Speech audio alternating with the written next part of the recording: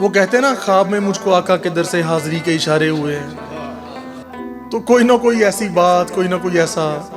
موضوع چھڑنا، ایسے خیالات کا آنا، ایسے خوابات کا آنا کچھ عرصے سے تھا، وقتاً فوقتاً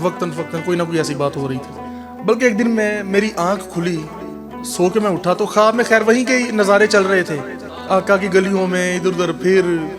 کبھی رو کبھی ہنس، کبھی کہیں بیٹھے کبھی کہیں بیٹھے۔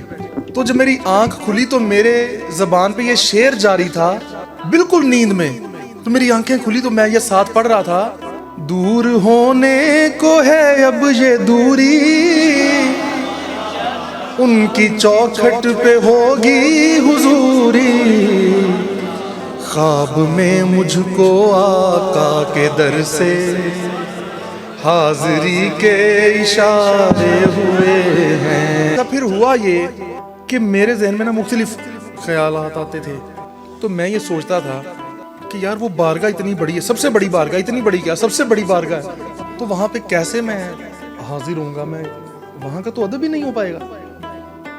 تو مجھے تھوڑا سا ڈر لگنے لگ گیا، میں نے کہا نہیں یار وہاں جایا نہیں جانا، تو بہرحال میں نے کہا جی میں نے نہیں جانا۔ تب تک ٹکٹ بھی آ گئی، سب کچھ ہو گیا، میں نے کہا میں نے نہیں جانا، پھر کیا ہوا ٹکٹ آ گئی تو، اور یہ میری سوچ پختہ ہو رہی تھی کہ میں نے نہیں جانا۔ پھر نہ جانے کیا کرم ہوا، پھر میں نے کہا یار اگر ہم یہ سوچ کے نہیں جاتے کہ سب سے بڑی بارگاہ ہے تو ادب نہیں ہو پائے گا تو پھر جائیں نا،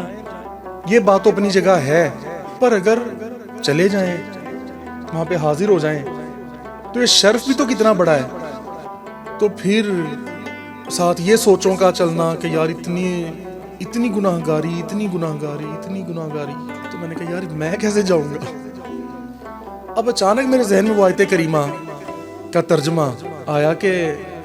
جب تم اپنی جانوں پہ ظلم کر بیٹھو، ظلم ایسی چیز ہے، ایسا گناہ جس کی معافی نہ ہو، اسے کہتے ہیں کہ ظلم کر بیٹھنا۔ تو جب تم اپنی جانوں پہ ظلم کر بیٹھو تو پھر میرے نبی کے پاس آ جاؤ، پھر ان سے معافی مانگو،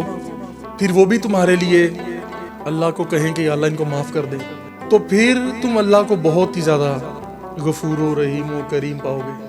تو میں نے کہا پھر یہ بھی تو یار بات ہے، تو اتنے انبار لے کر گناہوں کے پھر جانا کہاں ہے، پھر وہیں تو جانا، اور کہاں جائیں پھر۔ اور ویسے بھی فرمایا کہ جب تم جو زیادہ گناہ گار ہیں وہ ادھر آ جائیں، تو میں نے کہا پھر ٹھیک ہے، پھر اپنا تو جانا بنتا ہے۔